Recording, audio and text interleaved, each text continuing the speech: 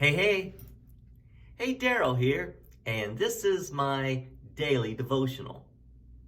What do you think about a minister retiring? If a person is called by God into the ministry to serve the Lord through a local church, does at some point he uncalls them from being in that same service? It's an interesting question, and I think I have seen ministers who, may I say, have outlived their calling as old age had crept up on them, and maybe they're not as sharp as they once were, or maybe it's their health that's declining. Well, I want to read a verse to you, and this is found in the book of Numbers. It's found in Numbers chapter 8 at verse 23. And this is where the Lord is giving the law to Moses in regards to the Levites. Now, the Levites are the forerunners in the Old Testament of what we see in the New Testament age, the church age, as ministers. The Levites took care of all of the worship particulars and made sure everything was in order for this. The Lord said to Moses, "This applies to the Levites. Men 25 years of age or older shall enter to perform the service and the work of the tent of meeting. But at the age of 50, they must retire from performing the work and no longer serve." Wow. They're retire at the age of 50? Next week, I'm going to turn 64. I should have retired 14 years ago.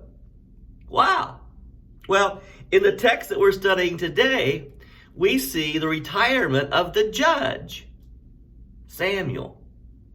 Samuel has spent his entire life in the service of the Lord.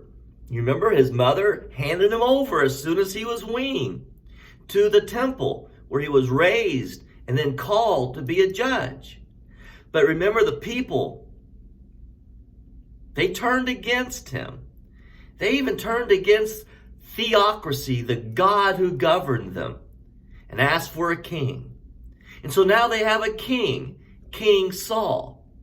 And so this is Samuel's retirement speech as he retires from being the judge in Israel. 1 Samuel 12, verse 1. Samuel said to all Israel, "I have listened to everything you said to me and have set a king over you. Now you have a king as your leader. As for me, I am old and gray, and my sons are here with you. I have been your leader from my youth until this day. Here I stand. Testify against me in the presence of the Lord and his anointed. Whose ox have I taken? Whose donkey have I taken? Whom have I cheated? Whom have I oppressed? From whose hand have I accepted a bribe to make me shut my eyes? If I have done any of these, I will make it right." So he is saying in his retirement speech, man, if I've done anything to hurt you, to wrong you, let me know. I want forgiveness, and I'm going to make it right. They said to him, "You've not cheated or oppressed us." They replied, "You have not taken anything from anyone's hand."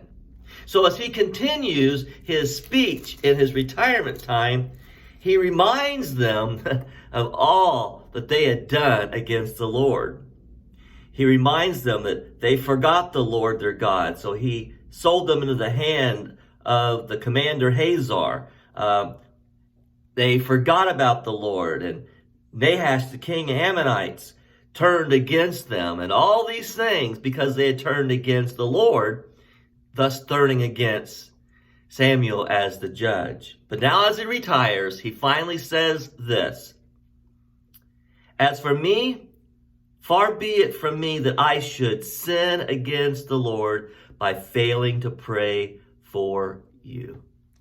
In his retirement, though Israel had rejected God, theocracy, government by God, and God said to Samuel, They're not rejecting you, they're rejecting me.